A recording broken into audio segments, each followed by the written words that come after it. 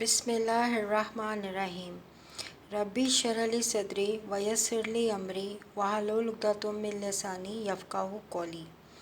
السلام علیکم، welcome to my channel علم اور تعلیم اردو ود ریحانہ۔ میں آج آپ کو ایک نیا سلسلہ شروع کرنے لگی ہوں آپ سب کے لیے، جس میں ہے او لیول اردو کا سلیبس سے جو ہے وہ پڑھایا جائے گا، اور میں اس کا سب سے پہلا باب اسوہ حسنہ صلی اللہ علیہ وآلہ وسلم، جو کہ سید سلیمان ندوی نے تحریر کیا ہے، یہاں سے شروع کرنے لگی ہوں۔ اللہ تعالیٰ مجھے توفیق عطا فرمائے کہ میں آپ کو اچھے طریقے سے سمجھا سکوں۔ سب سے پہلے ہم یہ سمجھ لیں کہ اسوہ حسنہ کا مطلب کیا ہے۔ اسوہ کا مطلب ہوتا ہے نمونہ، اور حسنہ سے مراد ہے نیکی اور اچھائی۔ تو اسوہ حسنہ کا مطلب یہ ہوا اچھائیوں کا بہترین نمونہ۔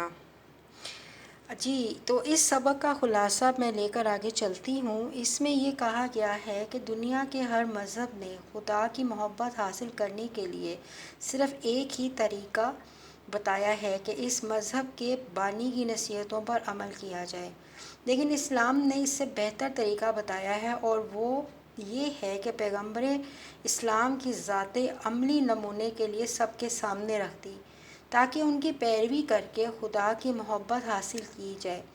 چنانچہ اس سلسلے میں اسلام میں دو چیزیں اہم ہیں، ایک قرآن اور دوسری سنت رسول صلی اللہ علیہ وآلہ وسلم۔ قرآن پاک میں خدا کے احکام درج ہیں، تو سنت آپ صلی اللہ علیہ وسلم کا وہ عملی نمونہ ہے جو احادیث کی صورت میں ہمارے پاس موجود ہے۔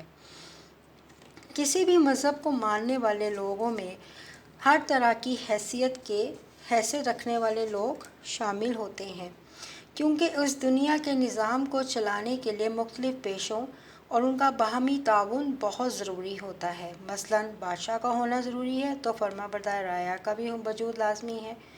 امن و امان کے لیے ججوں کا ہونا ضروری ہے، تو جناب فوجی افسروں کا ہونا بھی لازمی ہے۔ غرض یہ کہ امیر غریب، عابد و زاہد اور مجاہد، تاجر اور سوداگر، ہر طرح کے لوگ ہونا ضروری ہیں۔ ان سب لوگوں کو اپنی اپنی زندگی گزارنے کے لیے عملی نمونے کی ضرورت ہے، اور اسلام میں یہ نمونہ حضور اکرم صلی اللہ علیہ وآلہ وسلم کی ذات ہے۔ جی، آپ صلی اللہ علیہ وسلم کی ذات میں ہر طبقہ اور ہر قسم کے لوگوں کے لیے ایک سبق موجود ہے۔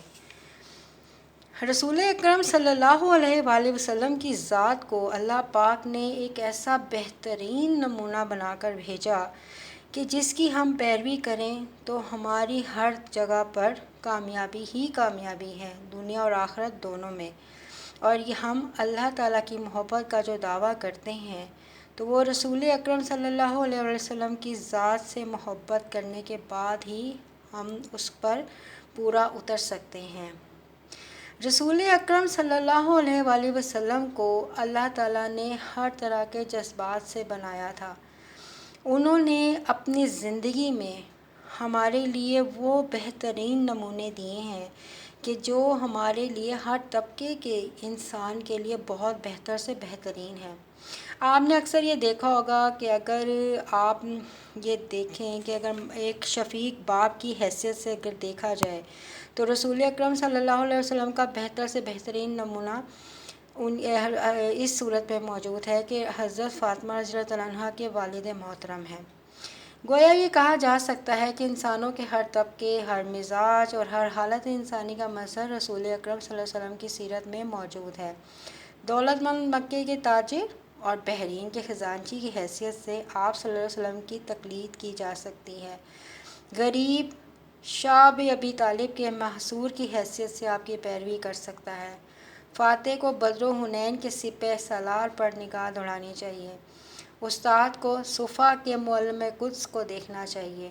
غرض کوئی شاگرد ہو یا واعظ، کاروباری آدمی ہو یا قافلے کا سالار، منصف ہو یا قاضی، خاوند ہو یا باپ، ہر شخص کے لیے رسول اکرم صلی اللہ علیہ وآلہ وسلم کی سیرت نہ صرف ہدایت کا نمونہ بلکہ نجات کا ذریعہ بھی ہے۔ دراصل حضور اکرم صلی اللہ علیہ وسلم کی مقدس زندگی میں بیک وقت ایسی گوناگون صفات نظر آتی ہیں جو دین اور دنیا دونوں جگہ ہمیں فائدہ دے سکتی ہیں۔ آپ صلی اللہ علیہ وآلہ وسلم کا وجود اس جہان کے لیے سورج کی مانند ہے، جس سے کائنات کا ذرہ ذرہ اپنی صلاحیت اور حیثیت کے مطابق فیض حاصل کر سکتا ہے۔ آپ صلی اللہ علیہ وسلم کی ذات سے ہر طبقہ، ہر حیثیت، ہر مزاج اور ہر طرح کی صلاحیت رکھنے والوں نے رہنمائی حاصل کی ہے۔ آپ صلی اللہ علیہ وسلم جیسی جامع خوبیوں کی مالک اور شخصیت نہ ہوئی اور نہ ہوگی۔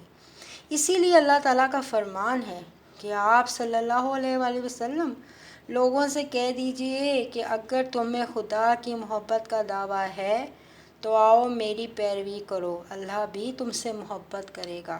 جی، تو یہ اس سبق کا خلاصہ تھا جو میں نے آپ کے سامنے پیش کیا ہے، اور مجھے پورا یقین ہے اور امید ہے کہ آپ لوگوں کو سمجھ آ چکی ہوگی۔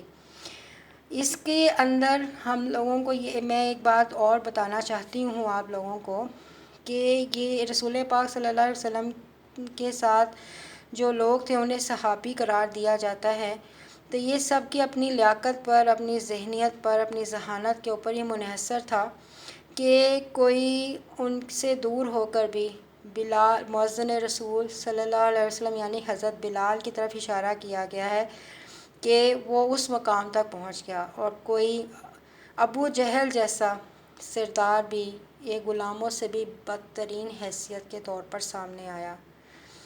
تو ویورز، اگر آپ کو ویڈیو اچھی لگی ہو تو اس کو لائک، شیئر اور سبسکرائب کرنا نہ بھولیے گا، اور مجھے امید ہے کہ آپ کو اس پورے سبق کی جو خلاصہ ہے اس کی ہر چیز واضح ہو گئی ہوگی، اور جب آپ اس سبق کو پڑھیں گے تو آپ کو کسی بھی قسم کی کوئی مشکل پیش نہیں آئے گی۔ بہت شکریہ۔